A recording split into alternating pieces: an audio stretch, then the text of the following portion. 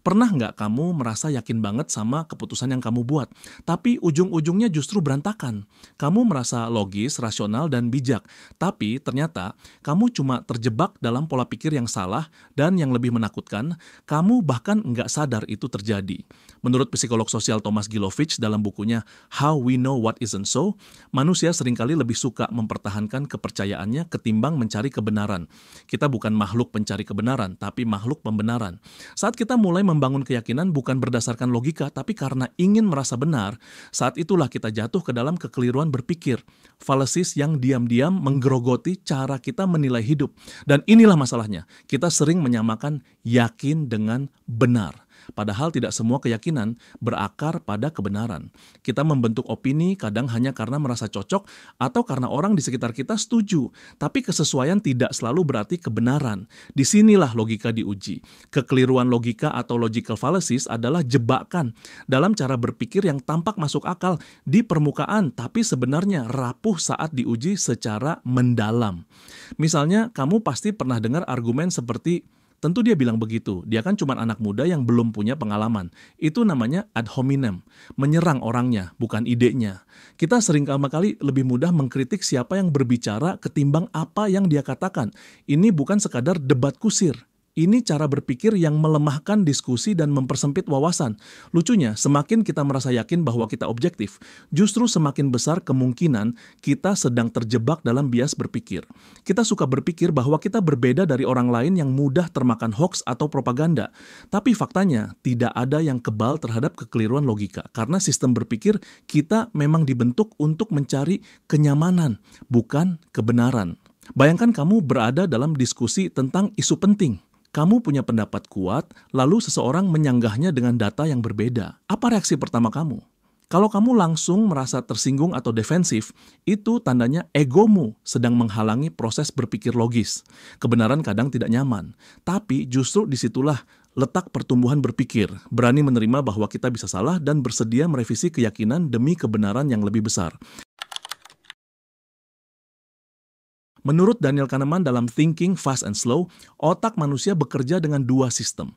Sistem 1, cepat, intuitif, emosional, dan sistem 2, lambat, analitis, logis. Masalahnya, kita lebih sering pakai sistem 1 karena hemat energi. Tapi disitulah banyak jebakan logika mengintai. Contoh klasiknya adalah confirmation bias. Kita mencari dan percaya informasi yang mendukung pandangan kita dan menolak informasi yang bertentangan. Inilah yang bikin kita merasa selalu benar. Bahkan kalau ada data yang membantah keyakinan kita malah mencari celah untuk menyanggahnya, bukan memikirkannya secara terbuka. Ada juga cognitive ease, kondisi di mana otak lebih mudah menerima informasi yang familiar meski salah. Semakin sering kita dengar suatu klaim, semakin mudah kita menganggapnya benar, walaupun tidak ada buktinya. Fenomena illusion of explanatory depth juga menjelaskan mengapa kita merasa tahu sesuatu padahal tidak. Ketika diminta menjelaskan detailnya, kita bingung. Ini membuktikan bahwa pemahaman kita sering hanya di permukaan. Ada satu lagi jebakan logika yang sering tidak kita sadari. Availability heuristic. Ini adalah kecenderungan kita untuk menilai sesuatu berdasarkan informasi yang paling mudah diingat atau paling sering kita lihat, bukan yang paling akurat. Misalnya, karena sering mendengar berita kriminal di TV, kita mengira kejahatan meningkat, padahal datanya bisa jadi menunjukkan penurunan. Pikiran kita mengandalkan memori yang segar, bukan bukti yang lengkap. Lalu ada overconfidence bias, rasa percaya diri berlebihan terhadap pemahaman atau penilaian kita sendiri. Semakin sedikit kita tahu, kadang kita malah merasa semakin yakin. Ini disebut efek Dunning-Kruger. Orang dengan sedikit pengetahuan sering merasa tahu lebih banyak dari yang sebenarnya, sedangkan orang yang benar-benar ahli justru lebih sadar akan batas pemahamannya. Sikap ini penting dikenali agar kita lebih rendah hati dalam berpikir dan terbuka terhadap sudut pandang lain. Media sosial adalah ladang subur kekeliruan logika.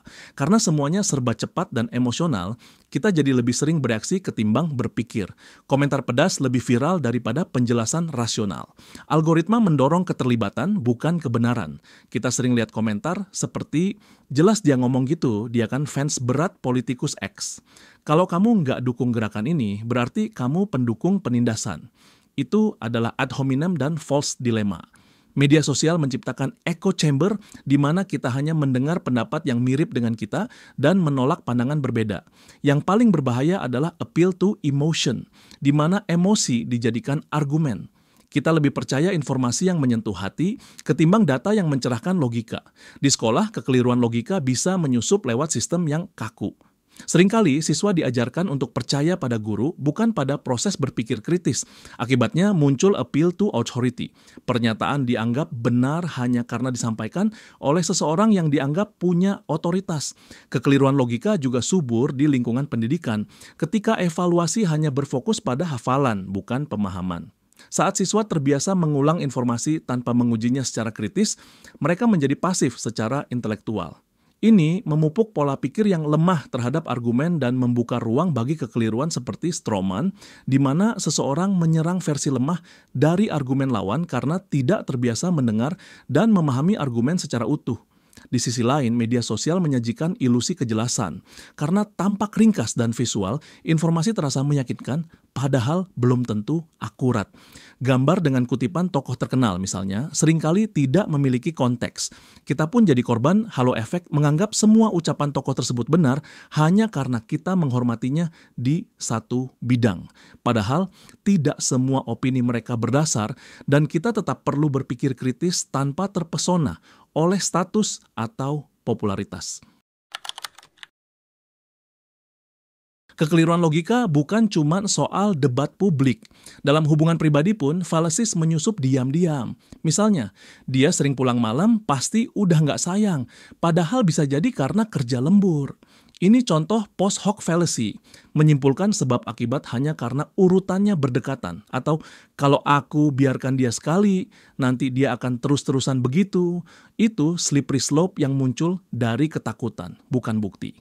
Kekeliruan seperti ini sering muncul saat kita terlalu emosional atau saat kita tidak saling terbuka. Dalam hubungan keluarga juga bisa muncul hasty generalization, menyimpulkan sesuatu dari satu kejadian. Misalnya, anak sekali menolak nasihat, lalu langsung dicap sebagai pembangkang. Logika juga sering dipelintir dalam dunia politik. Pola pikir hitam putih, argumen emosional, hingga manipulasi data, semua bisa menjadi alat untuk mengendalikan opini publik dan menyesatkan cara pandang. Di tempat kerja pun kekeliruan logika bisa muncul, terutama dalam pengambilan keputusan tim. Misalnya, jika seorang atasan membuat keputusan buruk, namun selalu dibela karena dianggap berpengalaman, itu adalah bentuk appeal to tradition atau kepercayaan bahwa sesuatu benar hanya karena sudah lama dilakukan. Ini bisa menghambat inovasi dan memperkuat status quo yang tidak lagi relevan. Dalam kehidupan sehari-hari, kita juga kerap menggunakan personal incredulity, sikap tidak percaya hanya karena kita tidak memahaminya. Misalnya, saya nggak ngerti bagaimana vaksin bisa bekerja, jadi saya rasa itu berbahaya. Ini ya adalah contoh logika yang lemah, karena ketidaktahuan pribadi bukanlah bukti atas kesalahan suatu ide. Semakin kita menyadari bahwa pemahaman pribadi bukan satu-satunya tolok ukur kebenaran, semakin matang dan sehat cara kita berpikir. Kita nggak bisa sepenuhnya menghindari kekeliruan logika, tapi kita bisa jadi lebih sadar. Berikut beberapa langkah sederhana. 1. Latih menunda respons. Saat emosi naik, tahan dulu. Jangan langsung komentar, tarik napas, tinjau kembali. Makin lambat kamu berpikir, makin tajam logikamu. 2. Ajukan pertanyaan reflektif, tanyakan apa buktinya, siapa yang menyatakan ini. Apa mungkin ada sudut pandang lain? 3. Periksa akurasi sumber. Cek kredibilitas informasi bukan hanya siapa yang menyampaikannya. Baca dari berbagai sumber. Bandingkan. 4. Sadar akan bias diri. Tidak apa-apa mengakui bahwa kita bisa salah. Justru dari kesalahan itu, kita tumbuh. Latihan lain yang berguna adalah menulis ulang argumen lawan sebelum menanggapi. Teknik ini disebut steel manning, kebalikan dari straw man. Kita mencoba menyampaikan versi terbaik dari argumen orang lain sebelum mengkritiknya. Dengan begitu, kita menghargai dialog dan memperkuat pemahaman dua arah, bukan hanya berdebat untuk menang. Selain itu, penting juga untuk mempraktikkan introspeksi secara rutin. Setiap kali kamu merasa sangat yakin akan sesuatu, tanyakan, apakah aku terlalu cepat mengambil kesimpulan? Apakah mungkin ada informasi yang aku lewatkan?